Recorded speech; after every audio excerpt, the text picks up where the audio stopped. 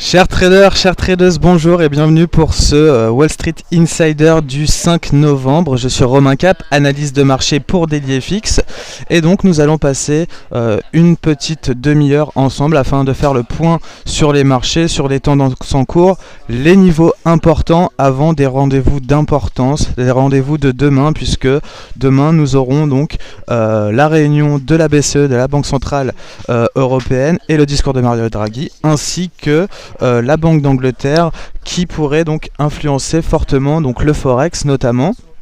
Donc avant de commencer cette émission, j'aimerais savoir donc si le son et l'image fonctionnent pour tout le monde. Donc j'ai déjà des petits commentaires de la part de Lulu. Donc bonjour Lulu, bonjour Benny Boy, bonjour tout le monde. Donc surtout j'insiste sur ce fait que c'était une émission dans laquelle vous pouvez participer. Alors n'hésitez pas à participer, n'hésitez pas à laisser vos commentaires, à poser des questions. J'y répondrai au fur et à mesure de ce webinaire. Donc voilà, n'hésitez pas à intervenir donc pendant cette petite analyse de marché. Avant de commencer, je vais passer par donc bien sûr l'avertissement légal pour dire que négocier sur le marché des devises ou via des produits CFD comporte un risque élevé et que toute opinion et information de marché ne constitue en aucun cas des conseils d'investissement. Alors en guise d'introduction, j'aimerais vous présenter donc les news du jour, ce qu'il faut retenir, ce qui fait un peu bouger les marchés en ce moment, que ce soit le CAC 40, que ce soit les indices boursiers ou le Forex. Eh bien, première news du jour, déjà ce qu'on peut noter aujourd'hui, c'est que le SP a établi, c'est officiel, de nouveaux records annuels, puisque le SP a établi un plus haut ce jour à 2026,1 points, ce qui a permis aux indices européens de rebondir sur le support comme nous l'avons vu hier lors du Wall Street Insider, et donc garder une tendance haussière sur le court terme, une tendance donc de rebond. On va voir jusqu'où on peut aller, quels sont les niveaux qu'il faudra surveiller, surtout lors des prochaines heures, et surtout les niveaux qui pourront nous donner des entrées. Ensuite, la deuxième news du jour, c'est que le dollar a créé de nouveaux plus hauts ce jour et a donné un nouveau signal haussier, une nouvelle impulsion haussière au-dessus des 11 200 points, ce qui a créé donc en début de séance, en début de matinée, un petit peu de pression à la baisse sur les paires en dollars, et je pense notamment à l'AUD-USD et au NZD-USD qui ont cassé des supports, pas encore pour le NZD, mais en tout cas l'AUD-USD semble avoir donné un signal baissier. Mais ce que je note moi pour le moment, c'est que l'euro et l'euro USD et le GBP USD arrivent tout de même à maintenir des niveaux de support. Peut-être que les rendez-vous de demain favorisent donc une tenue de ces supports, c'est ce que nous allons voir. Et enfin, la troisième grande nouvelle de ce jour, c'est l'or qui dévisse, l'or qui a cassé les 1160 points, l'or qui oscille actuellement aux alentours des 1140 points. Alors, est-ce qu'on peut réellement attendre un retour sur le support des 1000 points, des 1000 dollars dans les jours à venir? C'est ce que nous allons voir tout de suite. Alors bonjour à tous, bonjour Gilbert. Je vais tout de suite passer donc à la plateforme et je vais commencer donc par les indices boursiers, ça changera un petit peu, et notamment par le SP500, puisque vous savez que c'est quand même le guide sur les marchés, notamment sur les marchés actions. Donc comme vous pouvez le voir ici sur ce graphique journalier, le SP500 tente de s'affranchir donc de cette résistance ici à 2025 points. Clairement, si on me demande est-ce qu'il y a encore du potentiel haussier pour les indices américains, je dis oui. Ce potentiel haussier, il est délimité par cette oblique de résistance dans une figure d'élargissement. Donc pour moi, le CAC 40, le SP500 peut très bien venir toucher ici cette borne haute, ce qui favoriserait encore les rebonds sur les indices européens. Vous vous souvenez qu'hier je vous ai fait un parallèle pour ceux qui souhaitent par exemple vendre ces indices US. Ce n'est pas encore le moment, il faudra au vu de la tendance haussière se montrer très précis, avoir un timing quasi parfait. Et moi ce que j'aimerais vous montrer, et c'était mon étude d'hier, c'était vous montrer un parallèle avec ce qui se passait sur le Nikkei 225 qui faisait exactement la même configuration que le SP500 actuellement. Nous faisions donc un triangle d'élargissement ouvert, nous en sommes sortis par le haut, puis nous avons effectué un pullback hier, et ce pullback aujourd'hui réagit bien, donc prudence. Ce qui s'est passé sur le Nikkei pourrait très bien se passer aussi sur le SP500, donc amis vendeurs des indices boursiers. Soyez prudents, modérez votre effet de levier et surtout essayez de rentrer au bon point, c'est-à-dire attendre des excès haussiers, parce que c'est vrai qu'il peut y avoir un retournement malgré tout. Concernant donc le CAC 40. Donc le CAC 40 hier en ce début de semaine, simplement, eh bien, je vous le rappelle, on attendait donc une correction simplement puisque nous avions atteint un objectif ici, les 61,8%, qui correspondait aussi à cette oblique de résistance. Correction on a eu et rebond sur support. Il y a eu. C'est-à-dire que pour l'instant, le CAC 40 est toujours bien orienté à la hausse dans son canal haussier. Donc concrètement, eh bien, les perspectives haussières ne seront pas remises en cause. Et concrètement, eh bien, nous verrons le comportement des cours sous cette oblique de résistance. Mais concrètement, pour l'instant, le risque est haussier. Donc, si il ne faut surtout pas shorter pour moi pour l'instant. Pour le moment, ce n'est pas le moment de shorter donc les indices boursiers et notamment le CAC 40. Comment on aurait pu anticiper cette cassure? Eh bien, si vous avez lu le point que je vous ai écrit ce matin sur DailyFX, eh bien, je vous montrer ce graphique tout simplement avec cette oblique de résistance qui part depuis les plus hauts donc de la semaine, hein, c'est-à-dire que là c'était simplement des prises de correction, donc des petites pressions baissières à court terme, hein, de façon à permettre aux indices de reprendre leur souffle. Ils ont repris leur souffle, ils ont fait la cassure et maintenant normalement eh bien, cette cassure laisse envisager un retour du CAC 40 sur ses plus hauts de la semaine. Ça reste à confirmer par la cassure des 4210, mais vous voyez tous les seuils que vous voyez ici sur le graphique sont des niveaux d'action que vous pouvez donc mettre en place pour vos stratégies de trading. Une chose qui est importante à noter, c'est que vous avez plusieurs indices et généralement ils ont tendance à évoluer dans le même sens, mais certains sont plus ou moins forts que d'autres. Et moi ce que je note ici, c'est que le DAX, donc l'indice allemand, est généralement beaucoup plus fort que le CAC 40. Donc concrètement, qu'est-ce que ça veut dire d'un point de vue de l'analyse technique et au point de vue des stratégies de trading que vous pouvez mettre en place chez vous? Eh bien, c'est qu'il faut préférer parfois acheter l'indice allemand plutôt que le CAC 40. Voilà, simplement. Ce qu'on peut retenir, c'est que au-delà donc de cette belle tendance dans un canal haussier, qui donc implique forcément des cassures potentielles de résistance, et notamment je pense à la résistance à 9350, et bien ce qu'il faut retenir simplement, ce sont ces deux bornes ici, 9350, les plus hauts de la semaine, 9145, le support, soit les plus bas donc d'hier et de la semaine. Et bien concrètement, si vous n'êtes pas encore dans ce mouvement haussier, il faudra attendre soit un dépassement des 9350, soit un retour ici sur la borne basse de ce canal haussier. Mais toujours est-il que pour moi, les indices, que ce soit européens ou américains, sont bien orientés à la hausse. Je sais qu'ils sont surélevés, je sais aussi qu'ils sont proches de niveaux de résistance, mais toujours est-il qu'il faut avant tout ce qu'on trade quand on trade un marché, c'est aussi une tendance, tout du moins c'est là où vous avez le plus fort taux de probabilité de réussite. Donc concrètement, se mettre en face des indices actions pour le moment me semble risqué. Si toutefois vous souhaitez vendre, dans ces cas-là, il y a une règle qui est simple en trading, c'est que pour vendre un actif qui est haussier, il faut attendre une cassure de support à tout prix. Voilà pourquoi je ne conseillerais pas ici sur le DAX, par exemple, de vous faire vendre ici les 9350. Simplement, je vous dirais qu'il faudra attendre dans un premier temps la cassure de ce canal haussier et la cassure de ce niveau horizontal à 9145. Mais tant que les 9145 feront support, tant que les cours oscilleront donc dans ces canaux, j'ai envie de dire que c'est la même chose sur le CAC 40, les replis seront à acheter. Voilà tout simplement donc pour les indices. Maintenant passons donc au dollar.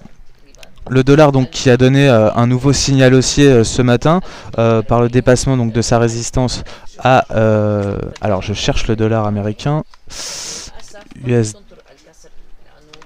J'ai oublié le code, c'est pas grave, j'ai passé sur l'euro dollar. Voilà donc l'euro-dollar concrètement ce qui s'est passé, donc ça a été un petit peu bizarre cette séance puisque donc l'euro-dollar quelque part a subi donc cette nouvelle impulsion du dollar américain. Toutefois il faudra faire attention puisque vous savez qu'on est bien orienté dans un canal baissier.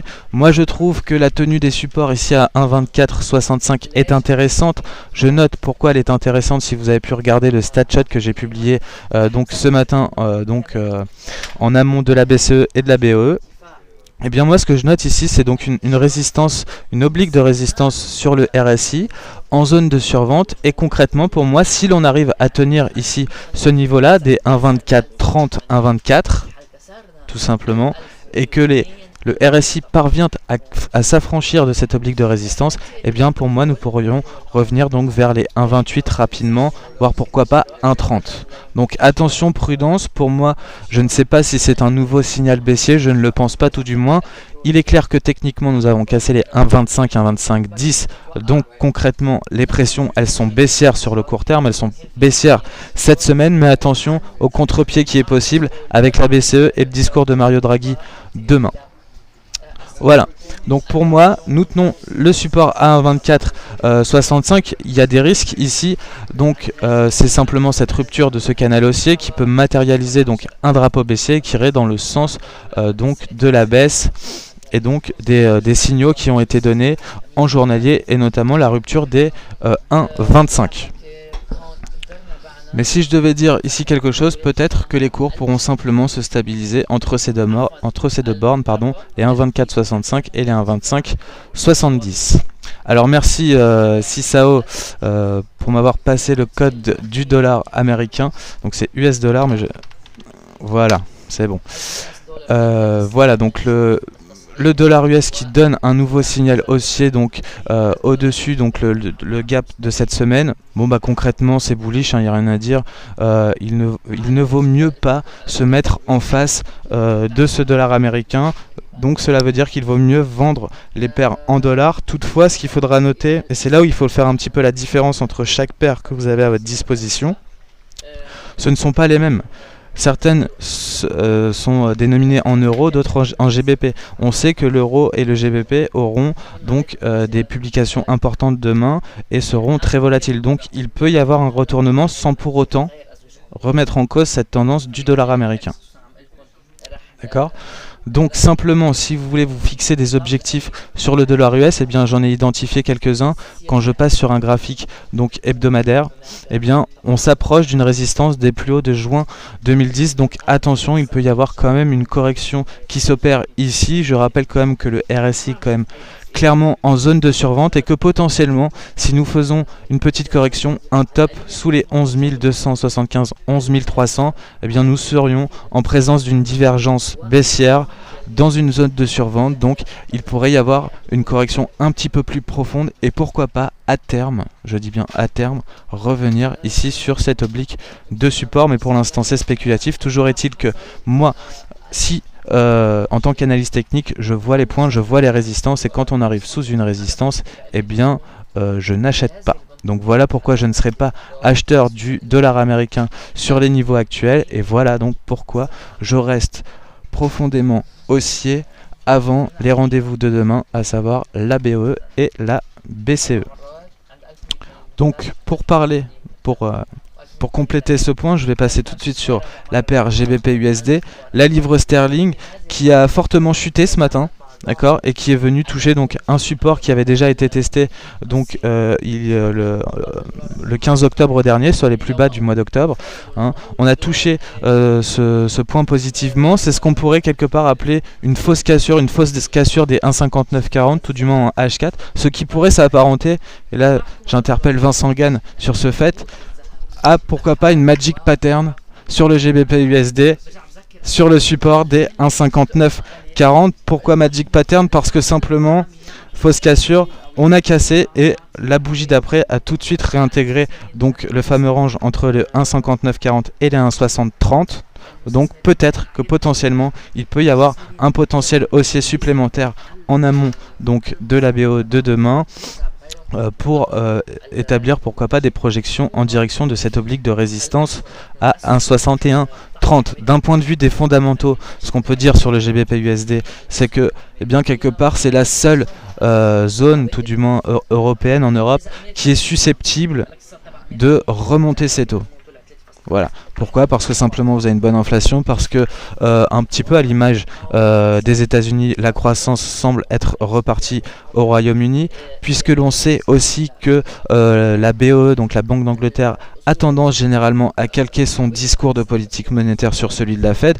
Le dernier discours de politique monétaire de la Fed, de Janet Yellen, était plutôt haussier pour le dollar. Donc là, on pourrait très bien faire la même hypothèse en disant que, eh bien, Mark Carney aura un discours plutôt qui sera bullish pour le GBP USD. Et puis n'oubliez pas aussi que le GBP, que le Royaume-Uni a toujours son programme de quantitative easing qui est en place à hauteur de 375 millions de livres.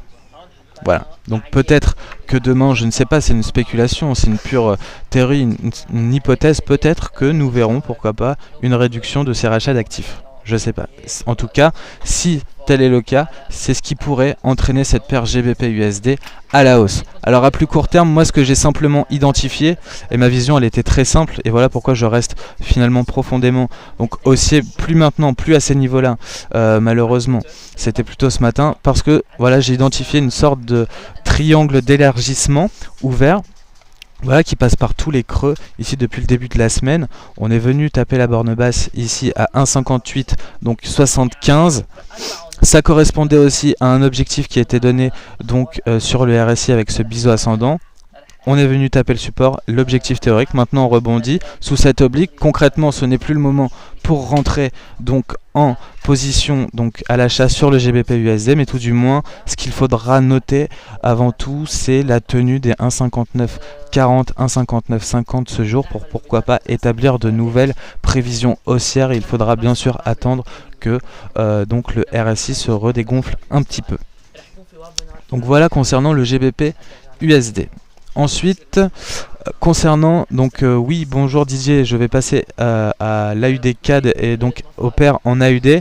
Eh bien, les paires en AUD, c'est celle qui est la plus baissière en ce moment sur le Forex. Concrètement, quand on voit ça en journalier, eh bien c'est ce qui s'appelle simplement une cassure, et une belle cassure, une cassure franche même, je dirais. Donc les pressions, elles sont clairement à la vente, voilà. Et si je peux établir une sorte d'objectif baissier, eh bien simplement je prends la hauteur de ce range ici, entre 0,8890 et 0,8660 que je reporte, et vous verrez que ça me donne donc pratiquement un retour ici sur la borne basse de ce canal baissier de long terme. Donc concrètement, personnellement, je ne serai pas acheteur de la paire AUD USD avant un retour sur les 0,8380. Tout retour pour moi sous la résistance à 0,8660 sera à vendre. Voilà. Alors après, ce qu'on peut voir aussi à plus court terme et en 4 heures, c'est que nous formions donc un canal baissier, ce qui a signifié la baisse, hein, et qu'on est en train donc potentiellement de le casser par le bas. Donc ça, c'est extrêmement bearish comme scénario. Donc concrètement, ne pas se mettre en face d'un mouvement pareil. Si vous voulez trader les paires en dollars à l'achat, eh bien préférez les paires GBP USD ou euro dollar plutôt que l'AUD USD. Voilà, tout simplement. Finalement, ce qu'on peut dire sur l'AUD USD, eh bien, c'est que ça suit les signaux qui ont été donnés sur l'or. Et donc ma transition est toute faite, puisque l'or, vous savez qu'on avait identifié un range de trading de 15 $ à peu près, ici entre 1160 et 1175, que ce range a cédé. Et bien maintenant, eh bien, il faut établir donc des scénarios baissiers, établir des targets, des objectifs à la baisse, et pour l'instant je n'ai que ces 1100 $ concrètement, même d'un point de vue technique chartiste. Même si vous trouvez des objectifs atteints, et bien pour moi je n'ai pas de support tangible, de support assez fort pour que cela provoque un rebond. Cela, on verra ça donc peut-être avec donc le NFP vendredi, peut-être que ça créera une sorte de rebond, tout du moins une correction du dollar, ce qui permettrait donc un rebond de l'or, mais toujours est-il que pour l'instant je n'ai pas de support sous les pieds, donc concrètement je ne peux pas me permettre d'acheter ici donc les cours au niveau actuel sur l'or. tout simplement. Maintenant, je vais passer à vos questions. Donc, une bonne question de la part de Gilbert. L'ADP est-il précurseur du NFP? Alors, l'ADP, il faut savoir que c'est la création d'emplois dans le secteur privé aux États-Unis. Les emplois dans le secteur privé, ça correspond à peu près à, je sais plus, il me semble entre 80 et 90% des emplois aux États-Unis. Donc concrètement, oui, c'est un bon indicateur de la publication du NFP pour vendredi, mais néanmoins, ne vous fiez pas à ce chiffre. Forcément, ce n'est pas réellement précurseur. Voilà. Ça nous donne une tendance, ça nous donne une idée, mais cette idée peut être donc infirmée. Pardon. Alors, King Air qui nous publie un commentaire sur le SP500 donc, et qui trouve un retracement de Fibonacci à 2075 points. Oui, pourquoi pas, hein. Comme je disais donc, lors d'une émission de cet été, on peut tout imaginer, je veux dire, il n'y a plus de limite. Hein. Il n'y a plus de limite concrètement sur les indices américains. Donc moi je prends tous les scénarios, hein, très sincèrement. 2075, pourquoi pas, je valide sans même avoir vérifié.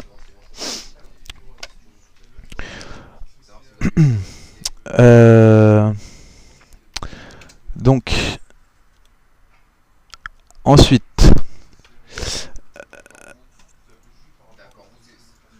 alors il y a Martial qui a donc acheté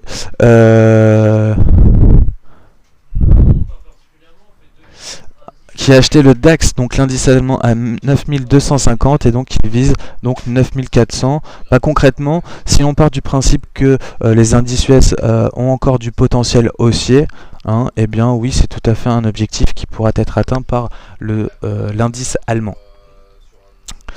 Alors, on me pose des questions sur les paires croisées, notamment les paires GBP AUD et GBP CHF. Alors effectivement, si vous êtes un petit peu frileux quant à jouer le GBP USD avec la BE demain, eh bien simplement vous pouvez vous retourner vers des paires croisées comme le GBP AUD par exemple, ou l'euro GBP, et cela m'emmène donc vers le site DailyFX où vous avez une superbe analyse donc de Vincent Gaine, donc qui a identifié des scénarios, des stratégies de trading à mettre en place sur cet euro GBP. Je vous laisse prendre connaissance donc de cet article. Vous aurez donc tous les scénarios envisagés donc par l'équipe DailyFX et notamment donc Vincent Gaine. Concernant donc le GBP AUD, j'y vais tout de suite. Alors voilà, c'est ici.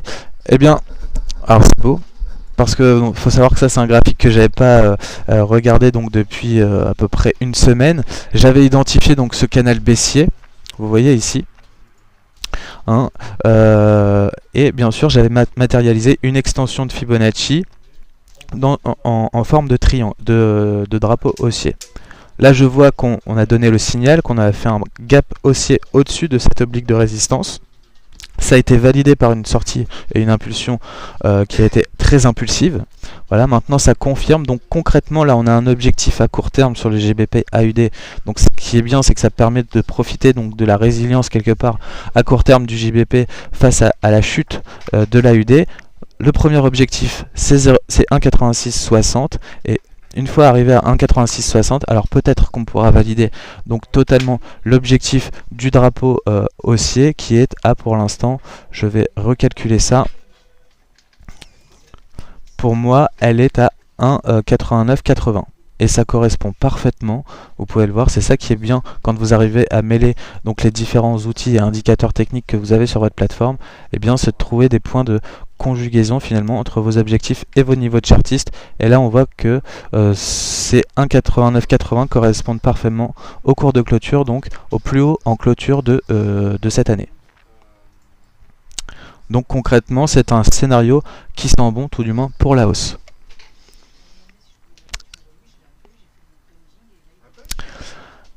Alors ensuite, donc visiteur qui voudrait une petite analyse sur le GBP CHF. Alors oui, ça c'est des paires que j'analysais, mais c'est vrai que je n'y suis plus retourné depuis un certain temps.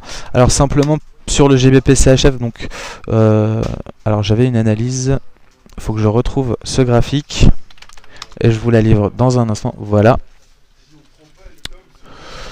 Donc pour moi, on est donc dans un canal haussier donc de moyen long terme. Cependant, on arrive proche des niveaux de résistance. Donc concrètement, moi ici, même à court terme, je ne ferai rien. Je ne ferai rien parce que je sais que c'est quand même le franc suisse, que c'est pas forcément très volatile. Donc concrètement, même si le GBP s'enflamme, c'est pas forcément la paire qui partirait le plus vite à la hausse. Donc là, attention, pour moi, on est dans ce canal haussier. Voilà, non, pour moi ça ne m'évoque rien pour l'instant sur le GBP CHF. On est sous des niveaux de résistance, on forme des plus bas, des sommets de plus en plus bas, au sein d'une tendance, hein, bien sûr, une tendance H4. C'est pas forcément suffisant, moi ça me suffit pas. Pour l'instant, moi ce que je remarque surtout, c'est qu'on est sous des niveaux hebdomadaires, sous des résistances hebdomadaires, et pour l'instant ça ne m'invite pas du tout donc à acheter cette paire GBP CHF comparée au GBP AUD. Alors, pour compléter donc cette petite analyse sur le GBP CHF, oui, Georges, il y a un référendum donc en Suisse par rapport à la BNS pour qu'elle détienne 20% donc en or de son bilan, soit 60 milliards. Quelle serait la réaction sur le marché de l'or? Et bien concrètement, c'est vrai que ça c'est une news qu'on peut prendre en compte dans son analyse de l'or. C'est vrai que si la BNS devait monter donc son seuil obligatoire à 20% par rapport à son bilan en détention d'or, et bien simplement c'est vrai qu'on pourrait peut-être voir donc un mouvement forcément haussier sur l'or. Voilà. Alors je sais que ce référendum a lieu en novembre. Il me semble que c'est la semaine prochaine ou dans 15 jours. Je sais plus. Alors oui, on a une statuesse donc à 14h, on essaiera de la voir s'il nous reste un petit peu de temps.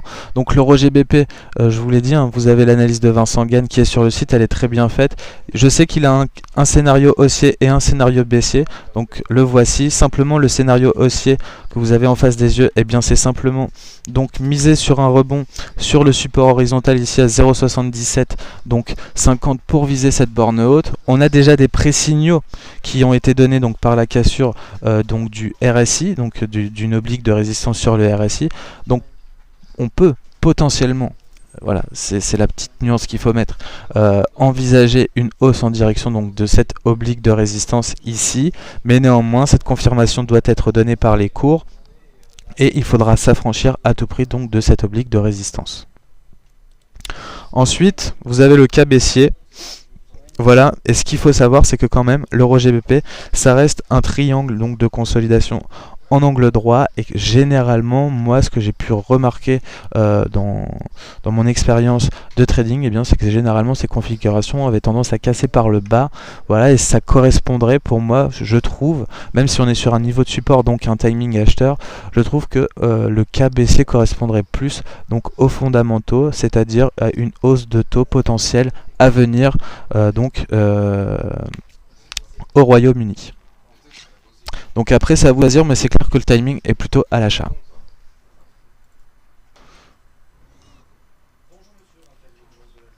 Alors Led Zeppelin qui me dit que le SP reteste ses 2020. Oui, alors c'est une résistance, c'est normal que les cours, eh bien, si vous voulez, consolident un petit peu sous cette résistance. Maintenant, c'est pas pour autant qu'il faille jouer donc cette résistance et vendre le SP500. Je rappelle que moi, si vous devez vendre vraiment le SP500, cette tendance haussière qui n'a plus de limite, eh bien, il vaut mieux complètement attendre donc des excès potentiels au-dessus des 2020 points, c'est-à-dire 2040, 2050 points. Donc merci visiteurs, apparemment le référendum de la BNS, enfin pour la BNS, c'est le 30 novembre. Donc c'est quand même un petit peu bizarre quand même de faire voter les gens, je trouve, moi si je peux y aller de mon petit commentaire, quant aux réserves de la BNS, puisque ça va quand même impacter fortement son bilan et ses éventuelles actions. Donc bon, nous verrons ce que voteront donc les Suisses, et nous suivrons donc cette news sur DailyFX bien entendu, et cela aura forcément un impact sur l'or, je le pense. Voilà, donc quant à moi, j'ai donc fini ce point de marché de Wall Street. Donc vous me retrouverez donc sur Twitter et sur le forum cet après-midi. Je vais vous écrire un tradoscope. Donc simplement, c'est une petite analyse que je fais donc de manière hebdomadaire pour savoir comment gérer ses positions avant des rendez-vous importants et notamment la BCE et la BOE sur les principaux actifs. Et bien sûr, vous retrouverez donc demain Vincent Gagne donc pour le Good Morning CAC 40, Nicolas Chéron pour donc le morning meeting et une émission spéciale qui aura lieu à 14h15 pour suivre en direct donc la publication donc des taux et le discours de Mario Draghi. Donc je vous souhaite à tous une bonne après-midi et de bons trades.